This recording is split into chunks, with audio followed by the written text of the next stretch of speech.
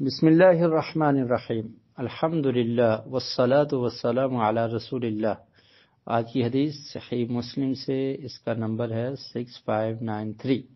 اس کے راوی ہیں حضرت ابو ہریرہ رضی اللہ عنہ ان رسول اللہ صلی اللہ علیہ وسلم قال اتدرون ما الغیبۃ؟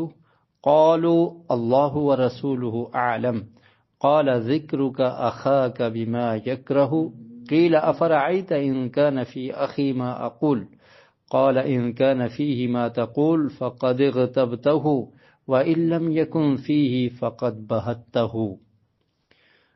رسول مکرم صلی اللہ علیہ وسلم نے ارشاد فرمایا، کیا تم جانتے ہو کہ غیبت کیا ہے؟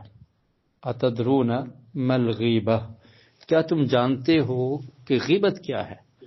قالوا، تو صحابہ کرام نے عرض کیا، اللہ ورسولہ اعلم، اللہ اور اس کے رسول ہی زیادہ بہتر جانتے ہیں۔ تو پھر رسول مکرم صلی اللہ علیہ وسلم نے غیبت کی تعریف کر دی، فرمایا غیبت یہ ہے ذکرک اخاک بما یکرہ، کہ تم اپنے بھائی کا تذکرہ کرو، اپنے بھائی کا اس طرح تذکرہ کرو جو اسے ناپسند ہو۔ یہ غیبت کی تعریف ہے کہ تم اپنے کسی مسلمان بھائی کا ایسا تذکرہ کرو جو اسے ناپسند ہو۔ اس کو کیا کہتے ہیں؟ غیبت کہتے ہیں۔ وہ بات اس کے دینی معاملات میں ہو، اس کے اخلاق میں ہو، اس کے جسم میں ہو، اس کے گھر میں ہو، اس کے بچوں میں ہو، کوئی بھی ایسا عیب، کوئی بھی ایسی برائی جو اس شخص کے اندر پائی جاتی ہے، اس کا ذکر کرنا جسے وہ ناپسند کرتا ہے۔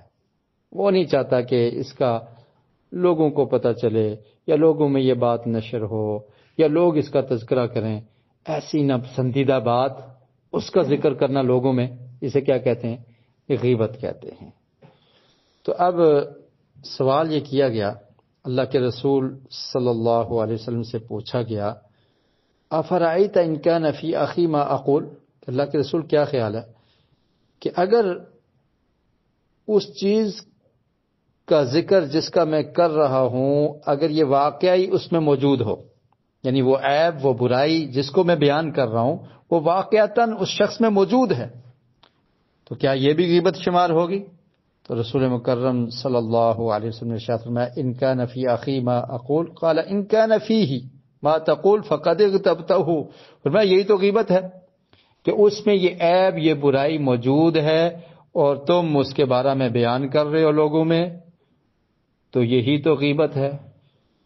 وَإِن لَّمْ يَكُنْ فِيهِ فَقَدْ بَهَتَّهُ، اور اگر اس میں وہ عیب نہیں ہے، اپنے پاس سے بنا کر لوگوں میں مشہور کر رہے ہو کہ وہ ایسا ہے ایسا ایسا، اس میں وہ عیب نہیں ہے، اپنے پاس سے بنا کر رہے ہو، تو پھر تو تم نے اس پر تہمت لگا دی، تم نے اس پر بہتان باندھ دیا، جھوٹی تہمت لگا دی ہے۔ آج کل آپ دیکھ لیجئے معاشرے میں غیبت کس طرح سے لوگ کرتے ہیں۔ بس اوقات کسی میں کوئی عیب نہیں ہوتا، ویسے ہی اس کو بدنام کرنے کے لیے خود سے بنا کر بیان کر دیا جاتا ہے، اور اس کے سامنے نہیں، بس پیچھے۔ اس لیے تو اس کو غیبت کہا جاتا ہے نا، اگر اس کے سامنے کریں گے وہ کلیئر کر دے گا، تو اس کے سامنے بات نہ کرنا بلکہ اس کی عدم موجودگی میں بات کرنا، اور کون سی بات؟ جو اس میں عیب پایا جاتا ہے، یہ غیبت ہے، جو اس میں خامی پائی جاتی ہے۔ اگر آپ ہمدرد ہیں، آپ اگر دین کو سمجھنے والے ہیں، تو طریقہ کیا ہونا چاہیے کہ اگر آپ کے بھائی میں کوئی خرابی ہے، آپ علیحدگی میں اس کو نصیحت کر دیں کہ آپ اپنی یہ خرابی، آپ اپنا یہ گناہ یہ دور کر لیں۔ لیکن لوگوں میں بیان کرنا یہ کیا ہے؟ قرآن نے اس کے بارے میں فرمایا کہ یہ اپنے مسلمان بھائی کا گوشت کھانے کے مترادف ہے۔ کسی انسان کا گوشت آپ کھا سکتے ہیں؟ گوشت کھانا کیسے ہے؟ کیونکہ وہ موجود نہیں ہے تو آپ اس کی عزت پر ڈاکہ ڈال رہے ہیں۔ وہ اپنا دفاع نہیں کر سکتا نا، کیونکہ وہ موجود ہی نہیں ہے، آپ لوگوں میں اس کی عزت کا پرچار کر رہے ہیں، اس کی بے عزتی کر رہے ہیں، اس کے عیبوں کو بیان کر رہے ہیں، تو گویا کہ آپ اس کا گوشت کھا رہے ہیں۔ تو یہ کبیرہ گناہ ہے، حرام ہے غیبت کرنا۔